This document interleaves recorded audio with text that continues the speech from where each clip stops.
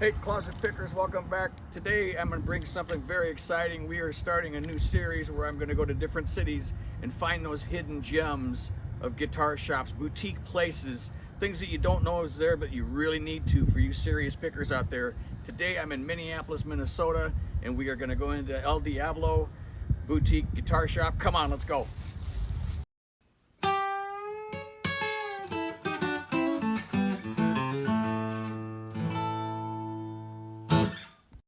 Hey Closet Pickers, welcome back to another episode. Today we have a special treat for you. We are in Minneapolis and I have come across the coolest boutique guitar shop one would ever want. The way I see it, if there's God has a waiting room for guitar players, I want to be here. This is really cool. And you know what? This Les Paul feels really good. That's why I'm hanging on to it, because I'm hoping that she'll buy it for me. Yeah, unfortunately, that's the only guitar in the shop that isn't for sale. You know, so well, that's a shame. Back. Yeah. Guys, this is Cody, and we are here at El Diablo. El Diablo Amps and Guitars. Can you give me some background? Yeah. Well, basically, it started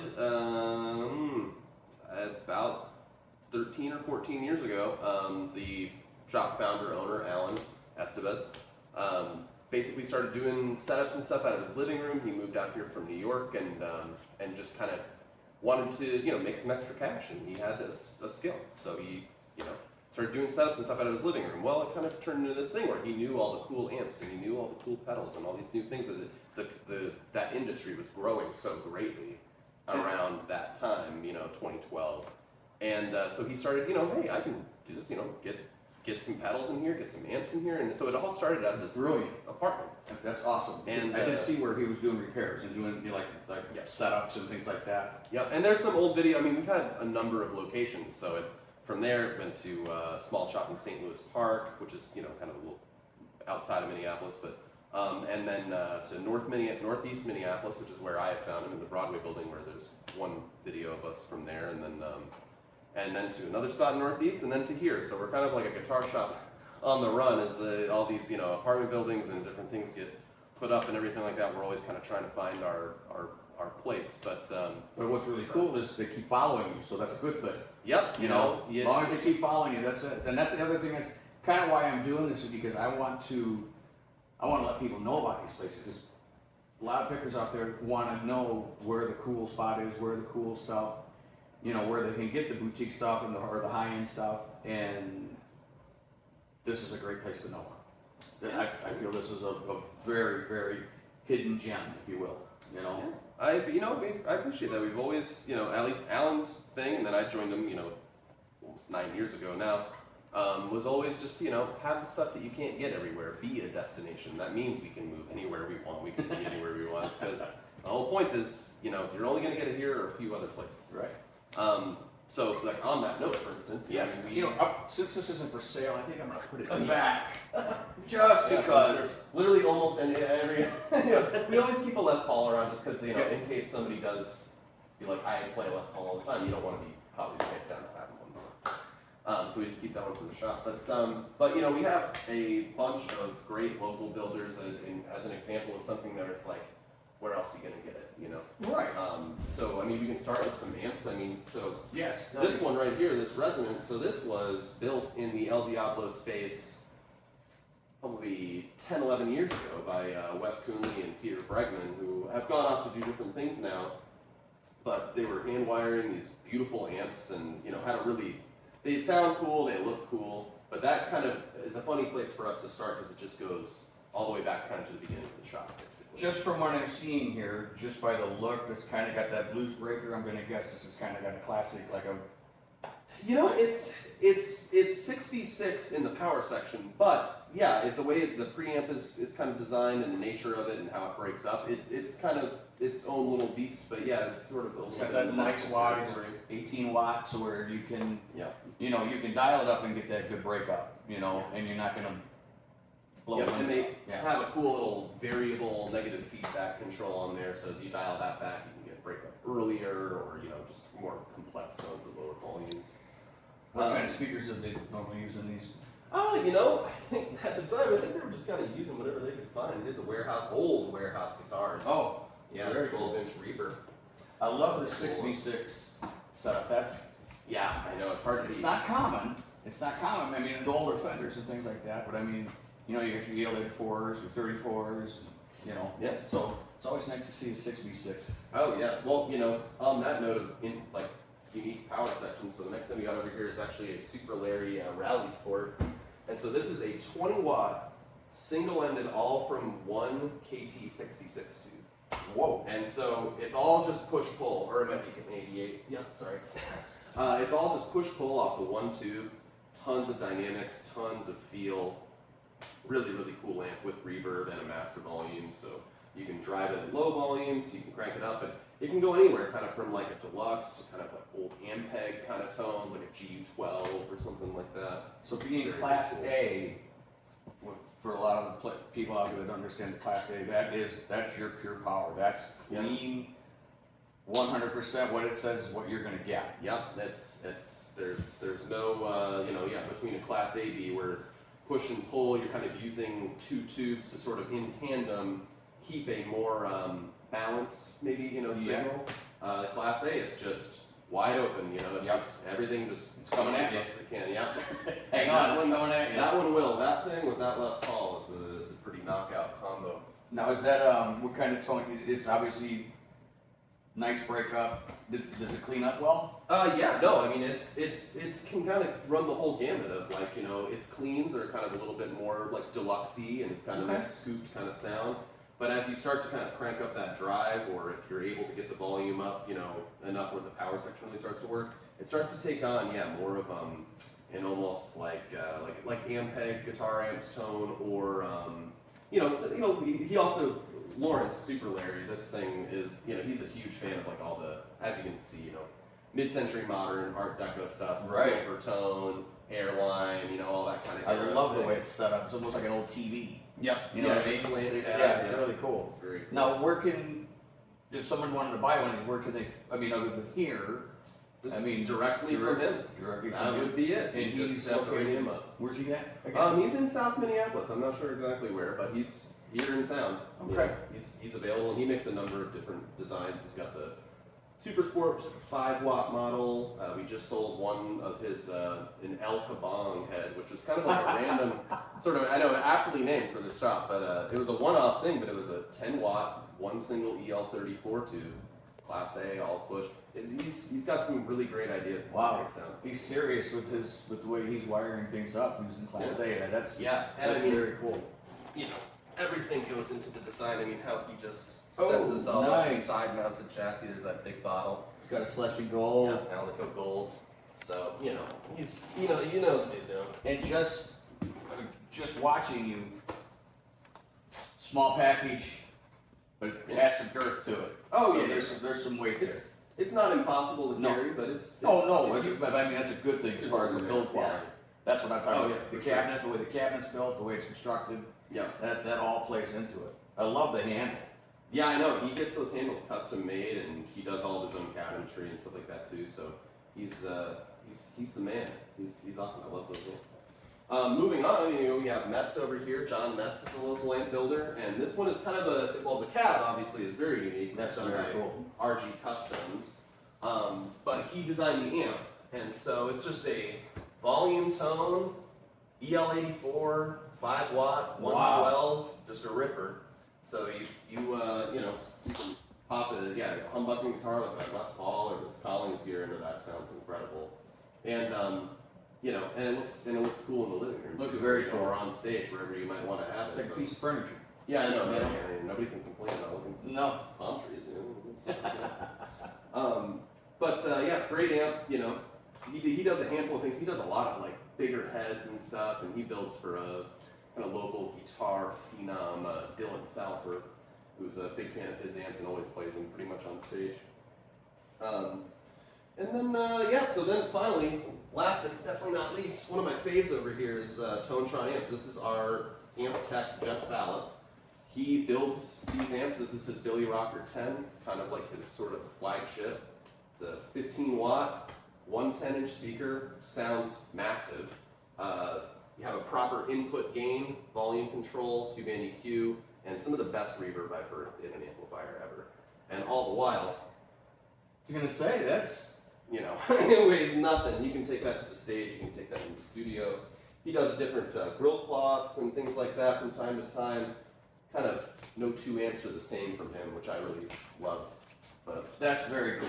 That's very cool. you can kind of see he likes those Weber Oh, got Fairmax the Weber in it, yeah. speakers, which are awesome, so earthy and just real sounding. Like I don't know, very, very like true to guitar. Like when you plug into this thing, you especially like guitar straight into the input, you know you have like a great connection there and just an absolute like an extension of the guitar, you know. And yep, he does his own cabs as well. It's cool little side cuts. Yeah, that's very cool. Kind of inspired by some of those 50s Yeah, yeah. amps. And I know it's a things tube like that. rectifier. Yep, I think it's a 5AR4, I believe. Yep. 5x3 maybe? 5AR4, yep. But super, super cool amp. And yeah, all of them sound great. But, and I mean, well, yeah, I guess we should move on to Yeah, guitars. no, yeah. We can talk amps all day, that's for sure. Yeah. So What do we got guitars. guitar-wise here? Well, you were playing the Les Paul before. So this right here is made by Mill City Lutherie, Adam Meyer. It's his Hennepin model, That's beautiful. which has a range of interesting tone woods. I mean, I'm gonna have to like, it's you know, you typically want know oh yeah, mahogany or ash or maple. Well, he's got like zirconia on the fingerboard, walnut in the top, I think ash in the back. A lot of uncommon choices for a Les Paul Little style maple guitar. going on there. I think is that Yep, yeah, Yeah. yeah, flame maple. Yep. maple top? Yeah, because I saw that. I love how the contour. I mean, that is definitely some craftsmanship there. Yeah, you gotta set yourself apart. He does a 5-piece neck, which is a kind of a Minneapolis standard because of Hoffman guitars. They always would keep the necks very stable by putting them in, plying them out like that. And so he's got that trick down. And I mean, that guitar, I don't ever have to touch it. I don't have to tune it. That's- I don't have to adjust the neck. It's balanced and always weight feels just- really yeah. good. Wow, that's Yeah. a work of art. I love the neck on that one. That nice round Yeah. C is really cool. Yeah, it's not real fat, but it's got that nice. There's some meat there. No, absolutely. Yeah, once you get up at the 12th fret, you can kind of feel, you can dig Yeah. in some leads, and Yeah. you don't have to feel like there's a giant chasm. Beautiful. Yeah, that's But, gorgeous. that one's cool. He also did this semi-hollow telly up here, which is really neat. Which I love. That's his Longfellow, the double Longfellow. You can strum on this one a little bit too if you want. He did this one all bound up. I mean, he's got binding on every Oh my end of goodness. the guitar there, which is super cool. Is that spalted maple on the top? I think Yeah, I think it's cherry. you were As a correct. matter of fact, yeah. Maple Which- core, cherry top. Yep. Maple and neck. Yeah. Yeah, because I have my cousin has built me a beautiful acoustic, like a D28 style kind of version, and Sure. he also built me a Les Paul, and the Les Paul has a spalted maple top on it, Oh, and it's excellent, just yeah. when you look at it, and you're like, wow. I know that's a cool thing you don't see as much anymore Yeah, too. We have yeah. a really cool spalted maple G and L in here, I but have a mandolin made of all spalted. oh wow, yeah, nice. That's cool. I got my fingers are not tactile Well, for a mandolin. It's a work in progress. We'll put it that way. Okay, yeah. It's tuned. It's upside down from what a guitar is Yeah. tuned was. Yeah, the fifth thing. So yeah, it's a nice little toy. If I want to drive everybody out of the house with it, I can pick that up. Well, you could have went violin, Yeah. and that might drive them a little faster, but Yeah. Wow, that's beautiful. yeah. I like the humbuckers with. Yep. Yeah, little half ashtray. Yeah. Yeah. Got the brass saddles in there. That's very cool. Yeah, it's a Beautiful ripper. work. They'll even go through and replace these tuning machine heads with wood and everything like that. Oh yeah, I see that. Yeah. It's a classy affair. He did that on the other one too. Some ebony tips on that one. That's gorgeous. Let's see. We usually have more local builders, but one of the things that we just started dealing here are these LSL Eras models, which are their attempt and our attempt at reaching a little more market below the $3,000 line. And so these are really excellent, super cool basically a thin nitro finish. Yeah. And roasted pine bodies, roasted maple necks. Excellent players. Great. Yeah. They are really cool. Everybody that comes in and plays one of these is wow, that feels really nice. yeah.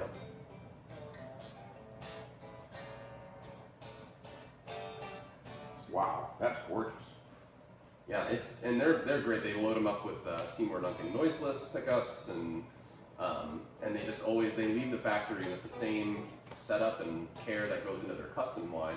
Just without their hand wound pickups and with a little bit of a more straight ahead finish. Those finishes will wear quick, and so people who like relic guitars, well, once you get that thing out on stage one time, it's going to look like you've been playing it probably for. I've got a 62 reissue. I had a real 62 and had it stolen back in the 90s. Mm-hmm. So I vowed that I would never take another, vintage guitar out again. But so I had purchased, it's an 83, right when the reissues first started coming out, I think it was when, and I got a 62 reissue. Oh, yeah. I still use it to this day, but the whole arm area here, there's like, it's all crazy. Yeah. But I can proudly say I did all the battle wounds on the thing.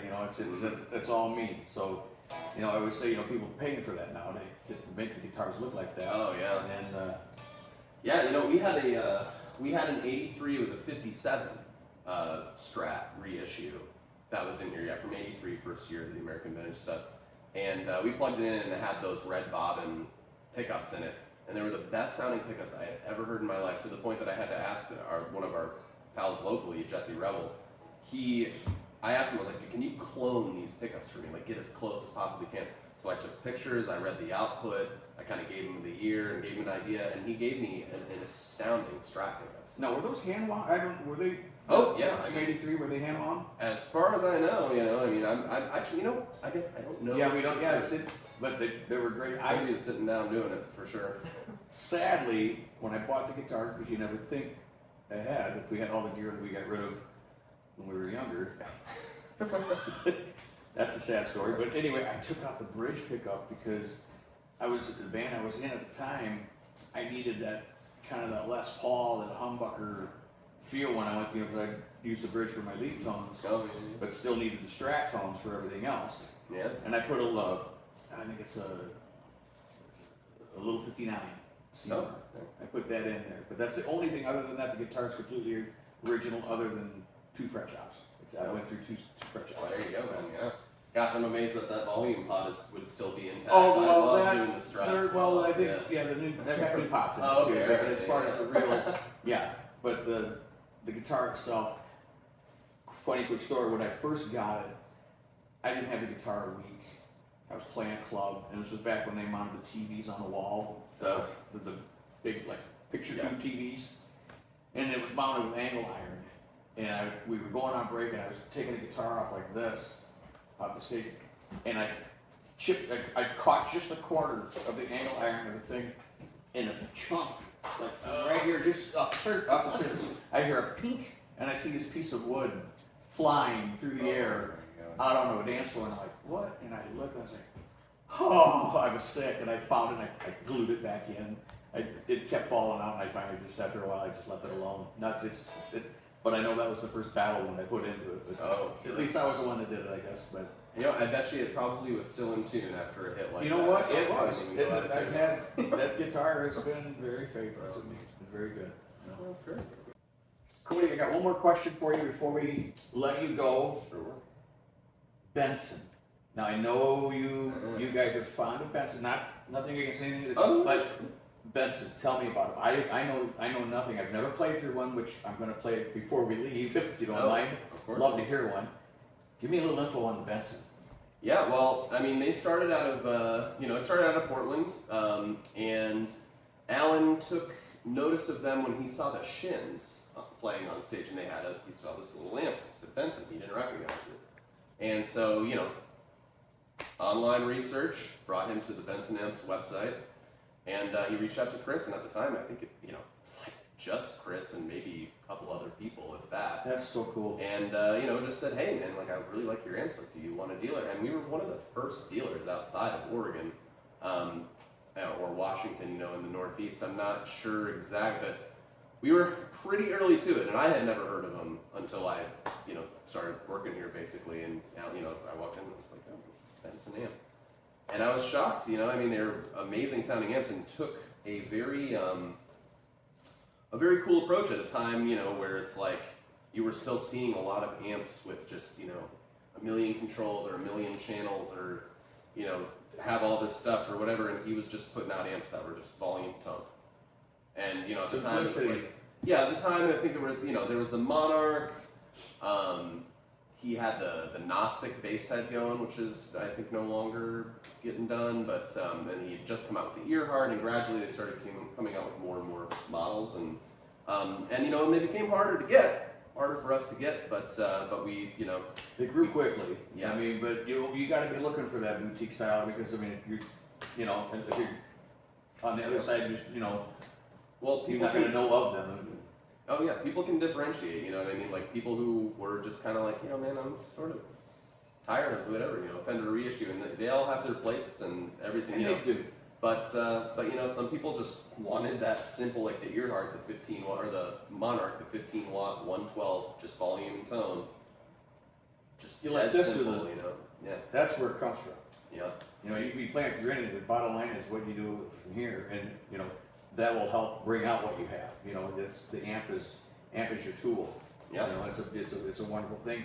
The one Benson that you have, I'd like to get a shot on that if we can. Yeah. I love the covering on that. Yeah, so this is their Desert Dirty finish, which is kind of a, I don't know, it's not really paisley, it's just sort of its own thing, but they have an Aunt Dirty, which is like a blue base with a similar kind of floral pattern, but what I love is just when you look at this thing, the amount of thought that has gone into, this little piece rises up right at the center of the handle, and you got this matching, like the symmetry across the whole entire wrap. The covering Is meticulous.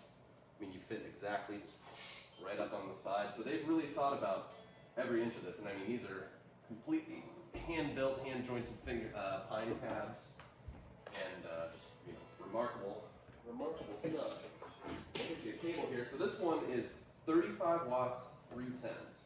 So it's kind of the classic old Tweed Bandmaster style. So it does get pretty loud, so you'll have to kind of crank it up to really hear what it's going to do. So I'm just going to beware.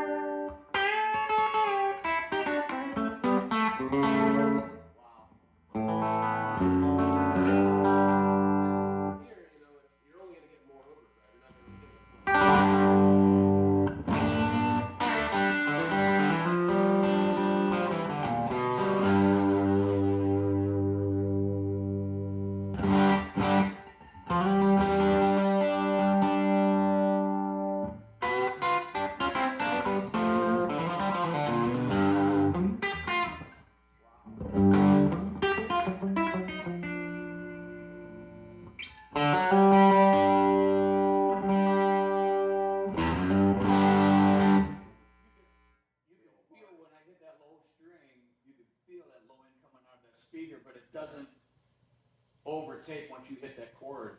The attack on this is beautiful. No, yeah, the spread on 310s is oh my gosh.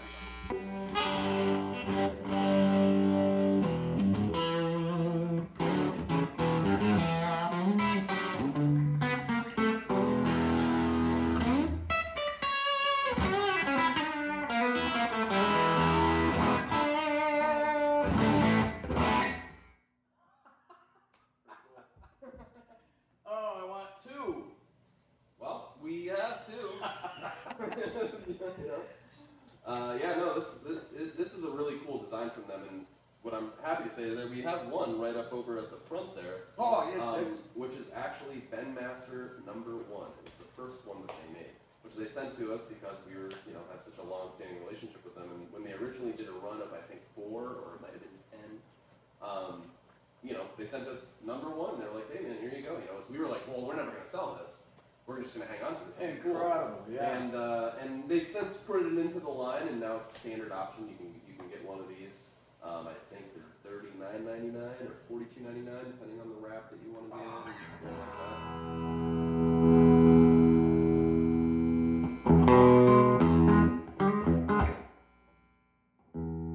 It doesn't stay clean for long. But that's not a bad thing. No.